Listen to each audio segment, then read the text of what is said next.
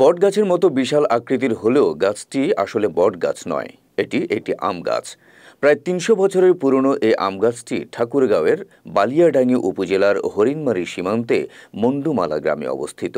৩ বিঘা জমিতে অবস্থিত এই ঐতিহ্যবাহী আম গাছটি নিয়ে মানুষের কৌতূহলের যেন শেষ নেই। শুধু ঠাকুরগাঁওয়ের মানুষের কাছে নয়, এই আম গাছটি এখন বিস্ময় হয়ে দাঁড়িয়েছে গোটা দেশে।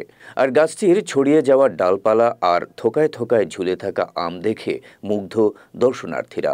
প্রাকৃতিক সৌন্দর্যের এই গাছটি দেখতে দূর দূরান্ত থেকে আজও ছুটে আসছেন দর্শনার্থীরা।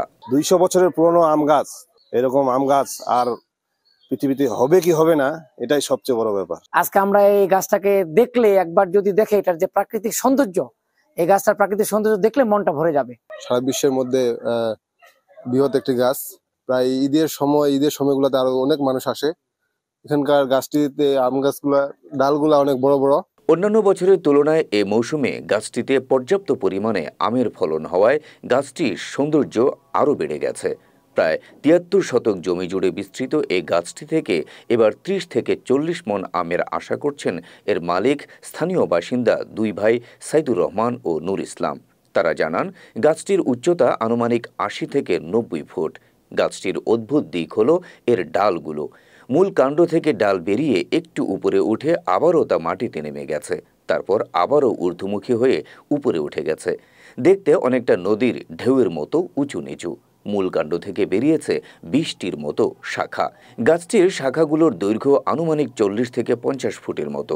চাইলে গাছের প্রতিটি ডালে অনায়াসে হাঁটাচলা ও বসা যায়। গাছটির আনুমানিক বয়স ২২০ বছর।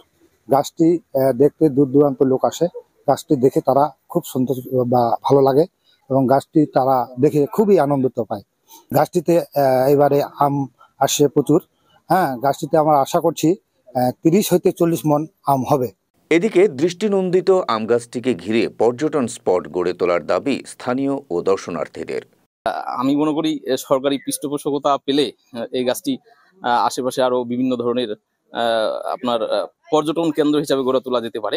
গাছটির ঐতিহ্যতা বজায় রাখতে ও দর্শনার্থীদের সকল সুবিধার বিষয়ে প্রয়োজনীয় পদক্ষেপ নেওয়ার আশ্বাস জেলা প্রশাসকের। এই আম গাছটা আসলে খুবই সম্ভাবনাময়, পর্যটন সম্ভাবনাময় একটা আম গাছ। তো আমরা এটার একটা বিষয় রয়ে গেছে, সেটা হলো যে এটা ব্যক্তি মালিকানাধীন গাছ। জায়গাটা এবং গাছ দুটোই ব্যক্তি মালিকানা। তবে এটা যেহেতু পর্যটন সম্ভাবনাময়, আমরা একে কেন্দ্র করে আমরা রেস্ট হাউস হোক, তারপরে মানুষের বসার জায়গা, দর্শনার্থী গেলে যা যা প্রয়োজন সেই কাজগুলো আমরা করব, যাতে করে ঠাকুরগাঁয়ের একটা ব্র্যান্ডিং জায়গা হয় যে এই একটা ঐতিহ্যবাহী আম গাছ। সেই জন্য